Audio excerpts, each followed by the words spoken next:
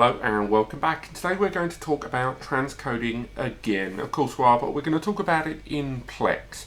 Now we've talked about it on the channel many times before, but what I wanted to show you guys today is the actual real world differences for transcoding on your NAS. Now there might be a bit of background noise in this video, I do apologise, I've got a few NASs going on in the background for other projects, but just wanted to sneak this video out there for you guys. We've got a Synology NAS here. It's got a J3455 Celeron CPU. It's a quad core, and as you can see on the screen there's the utilization of the CPU, the memory and the network. Don't worry too much about the network. The two that we want to look at are CPU and memory. What we're doing is I want to show you the actual impact of playback and transcoding in Plex once we look at dense files. We're using a tablet today that's quite an old style tablet, about 4 years ago. It's got a relatively weak CPU inside, and although it can play stuff while streaming, it is going to struggle with those high dense files. And what we're going to show you today is how exactly the NAS deals with this and how transcoding plays its part and the impact. So not only have we got the resource monitor here, we've installed Plex on this NAS. There's that Plex there, and of course, as you can see on the tablet, we're logged into that same account. This is using a Plex Pass, so if you want to take advantage of things like hardware transcoding, DVR playback and stuff, you're going to need a Plex Pass enabled account, but otherwise you can just get a standard free Plex Pass for most things. So we're going to switch back to here. Now on the tablet we can see the library that we've created already, and what we're going to do is we're going to play back a nice 720p file. Nothing too crazy. These are still going to be quite dense 720p files, but let's go for this water droplet video here, and we're going to play it back in its original format.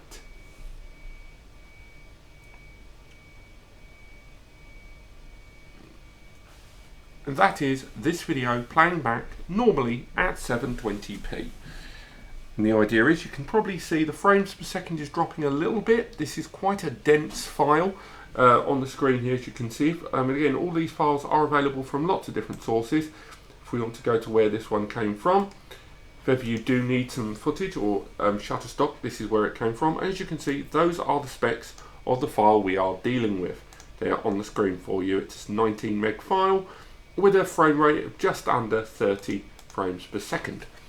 Now, what if we were using a mobile phone device that was smaller? Maybe we're on a meter data connection. Maybe we've got a smaller screen. Maybe the system is already busy and we don't want to deal with a giant file.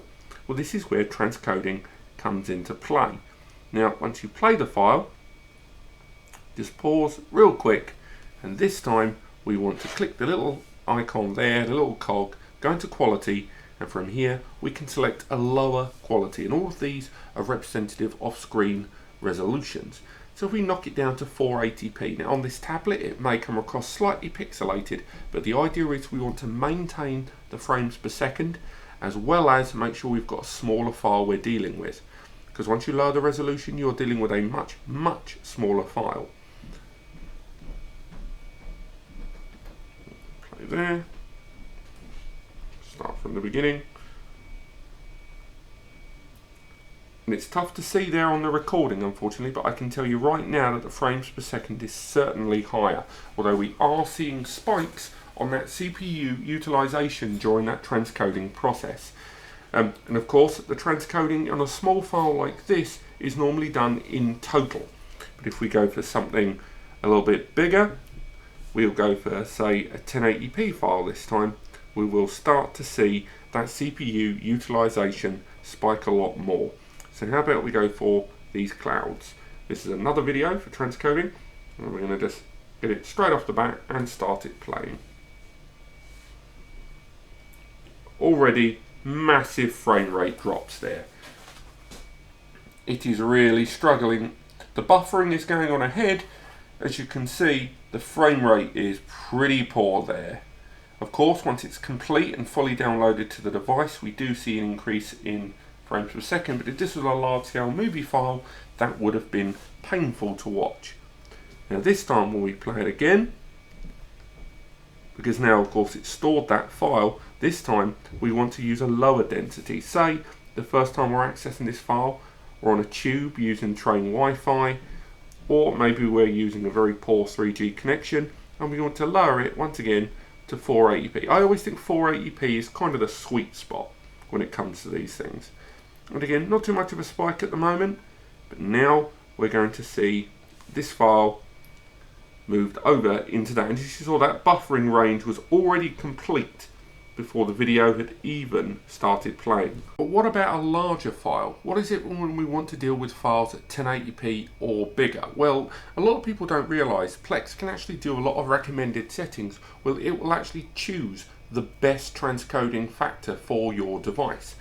So case in point, if we look at time-lapse clouds here, and in time-lapse clouds, as you can see, it is a 1080p file. And if we move over to the files where we've downloaded them earlier, we can find time-lapse clouds, and here on the screen you can see that it's a 40 meg file, so not too big, but it's 30 frames per second, and there's lots more information available to you there.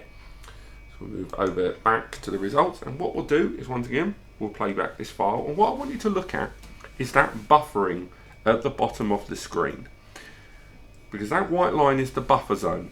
And we're already starting to see frames per second drops, which will go away once that buffering is completed. But right now it's a race between playback and buffering of this 1080p file on this device. And as you can see, it's now smooth as anything. Now that the buffering, the white line, has finished, much like any YouTube video, like the one you're watching. Now, what if we have, once again, poor coverage, poor internet utility, a metered data connection? Well, what we can do this time is go back into the file, pause it, and then watch the spike on the screen as we go. Get Plex to convert automatically what it recommends to be the best settings. We'll go back, and now the file will play back.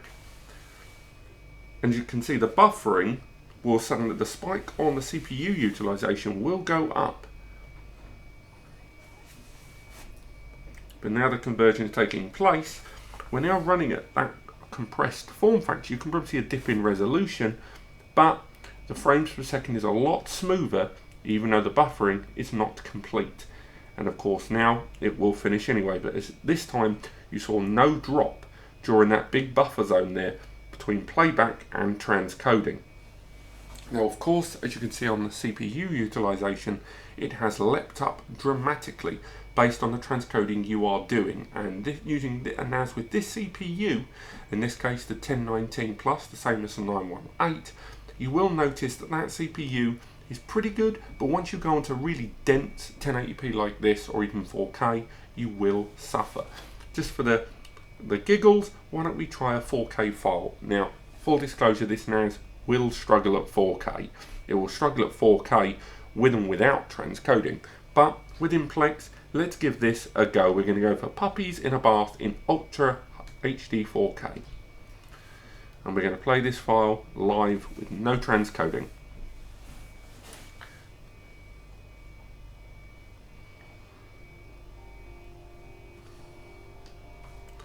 As you can see, the buffering, it barely has a chance to catch up here.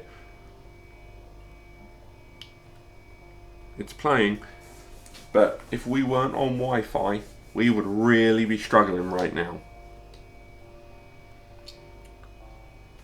I mean, at any moment, I reckon this file is going to cease. Yep, there we are. And that is because your connection is not strong enough to play this video. It recommends changing your network or playing at a lower quality. So, what we do is go back here, and this time we can either ask Plex to transcode to another format that we like, or select one manually. I'm going to ask Plex to automatically convert this to the best possible format. It will take a few seconds. The CPU utilization is already amazingly high because this 4K file is now going to try and convert this file live. What we'll do is we'll give the CPU a little bit of time to catch up there.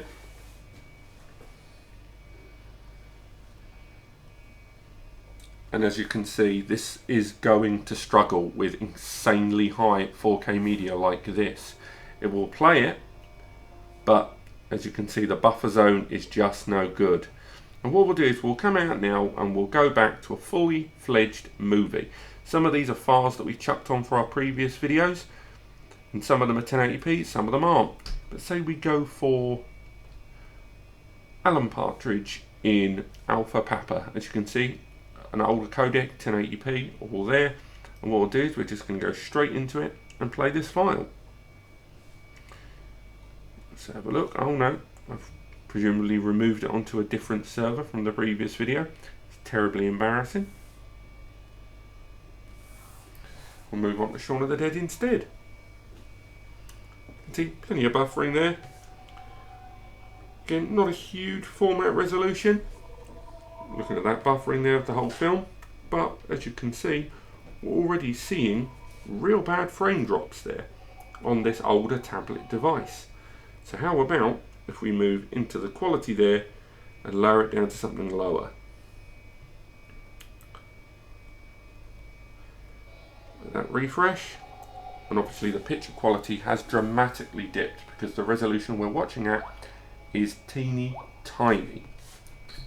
And obviously the CPU is now leaping up in what it's doing, but as you can see, we're getting a much better sufficient buffer flow there, but still getting the frames per second. And it really comes down to a choice between what you want to see. Now obviously right now the screen size isn't suitable for a tablet like this.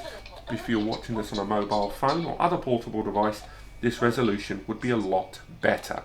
Going back to my earlier point about the Plex Pass subscription, you can of course enable hardware transcoding.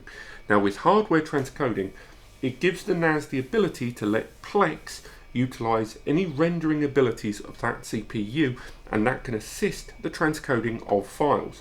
So if you do have a Plex Pass, head over to the settings menu, and here you'll have an option if you have a Plex Pass member to enable, and you can enable this to basically give the amount of abilities for transcoding. So if you go to make my CPU hurt, now you can access that transcoding ability within the NAS.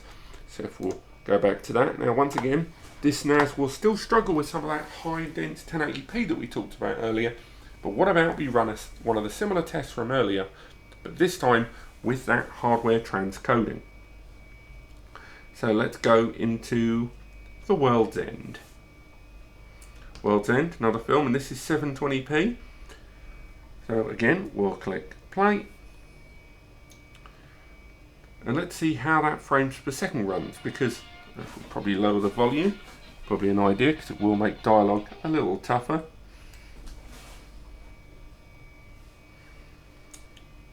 But again, we've got that picture quality this time, and it's a 720p file, but of course it's been modified for this screen.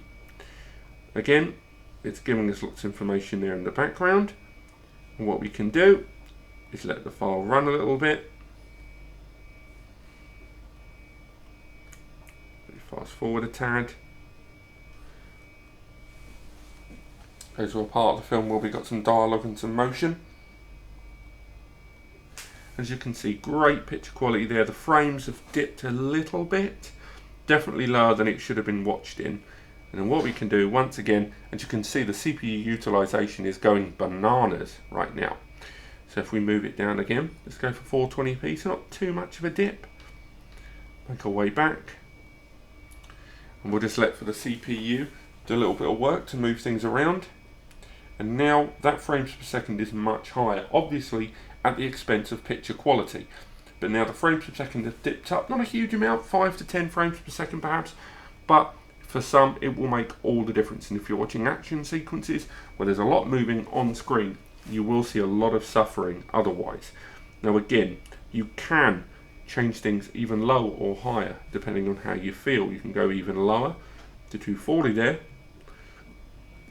give it a second to reformat,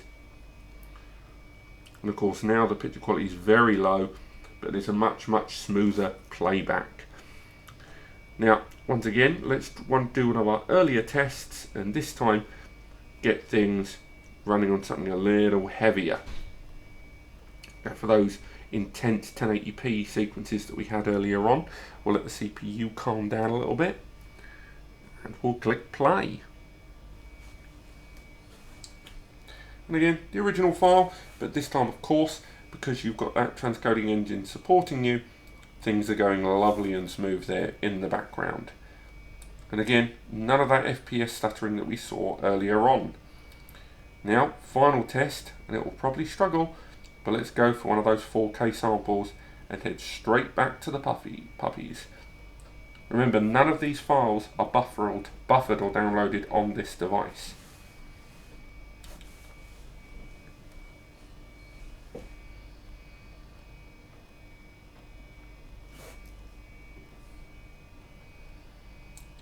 Again, we're not seeing a huge dip in that performance, but at least this time we got a smoother run, but still nevertheless this NAS just isn't powerful enough to convert things for this. And look at that CPU utilization on screen. Anyway, I'm going to wrap things up here. I hope you've learned some stuff from this video, and I'll move over to Synology's Video Station application to see if there's any difference native versus Plex for you guys out there. Thank you so much for watching, and I'll see you on the next video.